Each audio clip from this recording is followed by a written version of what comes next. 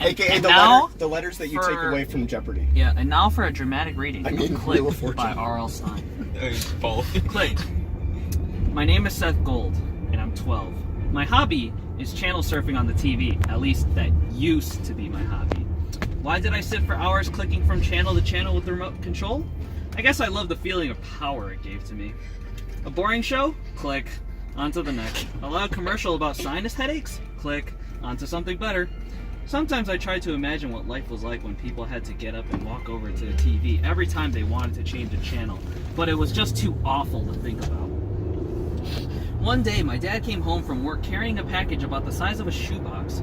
He plunked it down on the kitchen table. "Wait till you see this," he exclaimed, removing the wrapping. My 4-year-old sister, Megan, shoved past me. "What is it? What is it? Let me see," she begged. I read the big black letters on the. Sorry, Come on, man. I'm really sorry. Please cut that. Rebecca, please cut that. Yeah. Universal remote. "I got a great deal on this," Dad explained. "I was on my way home from work and I passed a little store I'd never seen before. It was going out of business. This thing was only $6. Great, huh? What does it do?" I asked, pulling it carefully out of the box. "It's just like our regular remote control, except it works everything," Dad explained. "It'll work the TV, the VCR, the CD player. If we had a laser disc player, it would work that too." "Wow," I exclaimed, excited. "Can I try it?" "Sure, Seth," Dad replied. "Just put some batteries in it." I took some AA batteries out of the kitchen junk drawer and loaded them into the chamber. Then I examined the remote. It was slender and black. It fit nicely into my hand, and it had a million buttons on it. This was going to be awesome! I ran up the stairs to the den. "Don't watch TV for too long," my mother shouted after me. "You have homework, remember?" But I was already gone. For the next hour, I fooled around with the new remote. It was really excellent. I could go back and forth between a videotape and a TV. I could play a CD while watching the Weather Channel with the sound turned off. It looked as if the weatherman were singing. Megan wandered in. "I want to watch a cartoon tape," she said. "Not now," I told her. "I'm busy." "But I want to," she insisted. "Not now, Megan. Beat it." "I'm telling," she whined. "You are not," I cried, reaching to stop her. To my surprise, she grabbed the remote control out of my hand. Then she pulled back her arm and flung the new remote across the room. It crashed into the radiator and fell to the floor. "Now look what you did," I shrieked angrily. I picked up the remote from the floor and shook it. It rattled. It hadn't rattled before. I clicked at the TV. Nothing happened. "You jerk!" I cried. "Now we can't watch anything." "Sorry," Megan replied softly. She stuck her thumb into her mouth and backed slowly out of the room. I sat down on the sofa and went to work on the remote. Using a quarter, I pried off the back and studied the insides. Not much in there except for a few chips and wires. I wiggled things as much as I dared and then closed it up. Holding it up to my ear, I shook it. No rattle. I pointed at the TV. Click. It worked again. 10 minutes later, I was busily channel surfing when my mother stormed into the room. "Seth, I'm very disappointed in you. I told you not to watch for long, and there are chores to be done in this house, and your sister told me you won't let her have a turn, and..." On and on she yelled, shaking her head. I tried to tune her out, but she was yelling louder and louder. So I pointed the remote at her and pushed mute. It was a joke, just a dumb joke. But the most amazing thing happened. Mom was still yelling, but no sound came off. I had really muted her. I pushed the button again.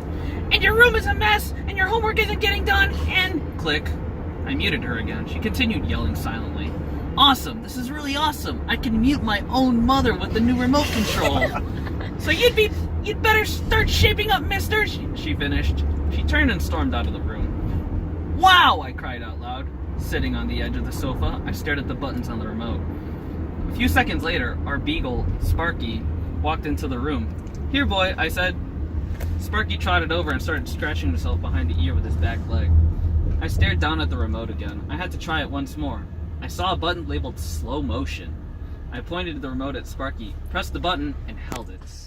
Sparky started scratching himself very, very slowly. I could see his lips flapping as his head twisted slowly back and forth. His ears floated around in the air. "Unbelievable!" I whooped. I let go of the button, and Sparky started scratching himself at normal speed again. I can control the world with this remote, I told myself. I was so excited I nearly dropped it again. Dinner! Mom called from downstairs. Be right down! I shouted. I tucked the remote in my jeans pocket. I wasn't going to let it out of my sight. Then I charged down the stairs. I was too excited to focus on eating my tuna casserole. I picked up my dinner, thinking about the remote, feeling it in my pocket. My mother frowned as she cleared the plates. Well, Seth, maybe you'll be interested in dessert. I glanced at the bowl. Chocolate pudding, my favorite. Mom spooned it into plates, and I gobbled down my portion. Then I had a brilliant idea. I quietly pulled out the remote and studied the buttons under the table. Ah, there it was. Rewind. I pushed the button and held it. In rapid motion, Mom, Dad, and Megan unate their pudding.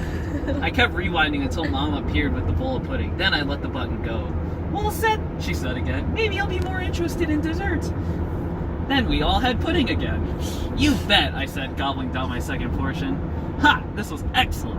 When I was done, I pushed rewind again. And one more time, until I've had 4 dishes of chocolate pudding. I was stuffed. The next morning, I carried the remote to school with me. I knew I shouldn't be messing around with it, but I couldn't help myself. It was just too much fun. After the first bell rang, it was time for the flag salute. I decided I had heard it enough times, so I muted it. Everyone sat down. And now, said Miss Grifford, you're gonna have a pop quiz in geography, you lucky people. She started passing out papers. Oh no, a pop quiz. I've been so busy with the new remote, I hadn't done the homework. I didn't know anything about South America. Oh no! Wait, South America? Yeah. This is geography. Geography, yeah. I thought it was geometry. I love my shapes. South America. Quote John Jafari. Yeah. Mexico is practically South America. Anyways, I swallowed several times, thinking hard. Then I remembered the remote, and I relaxed. I had a plan. Miss Grifford finished passing out the papers. Okay, everyone, you'll have 20 minutes. Good luck. I took a quick glance at my test paper. It was full of questions I knew nothing about. The capital of Brazil? Not a clue.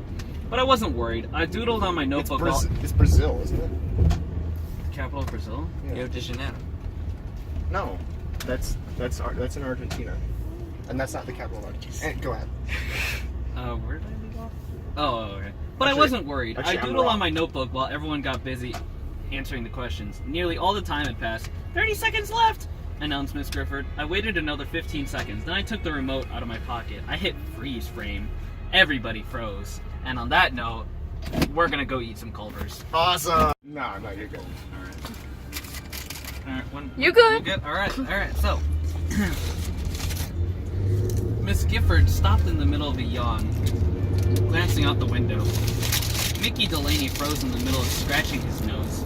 Annie Schwartz, the best student in the class, froze in the middle of putting her pencil neatly down on the desk. I stood up and strolled over to Annie's desk. I took my test paper with me.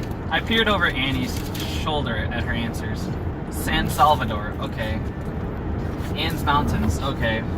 I wrote all of Annie's answers onto my test sheet, and then I strolled back to my desk, sat down, hit the freeze frame button again. Everybody snapped back into motion. Okay, everyone, said Miss Gifford, pencils down. I set my pencil down, making a great show of looking exhausted. Then I passed my paper up to the front. This was really cool. After the test, I looked for more ways to have fun. I fast-forwarded the teacher and the entire class for a while. I slow-motioned the principal when she came to talk to the teacher. Then I froze the whole class again. When the teacher squeaked her chalk on the blackboard, I turned the volume way up. Finally, the bell rang for lunch. I couldn't wait to go down to the lunchroom, a whole new place to have fun. The lunchroom was the usual zoo. Everybody yelling and laughing, straw wrappers and juice boxes flying everywhere, kids falling off their chairs, dropping their lunch trays. Mr. Pincus, the lunchroom monitor, ran around yelling at everyone to sit down. I pointed at the remote at him and froze him in his tracks.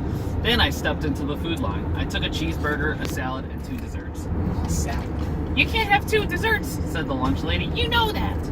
I didn't even think twice. I pointed the remote at her and punched a mute button. She continued to lecture me silently. Quite pleased with myself, I continued down the line and picked up a carton of milk. Before I went to sit down, I pointed the remote at the lunch lady again and pressed mute to turn her voice back on. Nothing happened. I pressed the button again. She was still talking without making a sound. I banged the remote against my tray and tried again, but she still didn't get her voice back. Well, it really isn't a tragedy if the lunchroom lady is muted for a while, I thought to myself. Never liked her anyway. I figured the remote must need a little jiggling. I'd get it to work. I reached over to take another dessert. But as I set the plate of pie down my tray, my blood turned to ice. The remote wasn't there. Breathing hard, I tried to think. Where was it? I'd set it on the tray, hadn't I? I swallowed hard, feeling my panic rise. Freeze, Seth! I glanced up to see Danny Wexler, a big freckle-faced, red-headed 8th grader standing a few feet away pointing the remote at me. Danny, don't touch that, I pleaded. Don't press any buttons. Danny grinned at me. Why not? Hey, why do you have a remote control at school anyways? He moved his finger over the buttons, deciding which one to push. Don't touch it, I begged. I dove for him and snatched it out of his hand. Hand it back, Seth, Danny growled. His eyes narrowed. His expression turned mean. He moved toward me with his hand outstretched. In a panic, I hit the freeze frame button and froze him. I started to back away, but a girl's startled cry made me stop. Hey, what's going on? Why is Danny frozen like that? Melissa Fink stood staring at us. I realized in horror that she could see Danny, could see what was going on. Other kids were starting to crowd around. What is that? Melissa demanded. She tried to pull the remote out of my hand. Don't touch it, I warned. Please. What's going on here? A woman's voice burst up. I glanced up to see the principal. What's all this commotion? She saw the remote in my hand. Seth, let me see that. In a total panic, I pushed freeze frame and froze her. The lunchroom filled with frightened shouts. Seth froze the principal! Somebody help! Seth froze the principal! A big crowd moved around me. I started to back away. I pressed the freeze frame button again to unfreeze the principal, but it didn't work. She stayed still as a statue. My brain was whirling. The whole room started to spin. The shouts and cries of the other kids made it hard to think straight. What had I done? What if I can't unfreeze her, I thought, my entire body trembling. What if I can't unfreeze Danny or Mr. Pincus? Would they stay like that forever? I knew I was in trouble now. Major trouble. Get Seth, somebody shouted. Get that thing away from him. I turned and ran for the lunchroom door. Kids came running after me. Stop him, they shouted.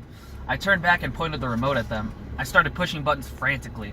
I didn't know what I was doing. I was so frightened, so totally panicked. My heart pounded, my stomach was doing wild flip-flops. I pushed button after button. None of them worked. None of them did anything. Stop, Seth! Stop him! The crowd continued to chase me. I pushed another button. Not working. Nothing working. And then I pushed the button marked off. Hey! I cried out as the world went black. I blinked several times, but the darkness didn't lift. It was silent now. Silent and black. I'm all alone, I realized. No shouting kids, no kids at all, no school, no light. No picture, no sound.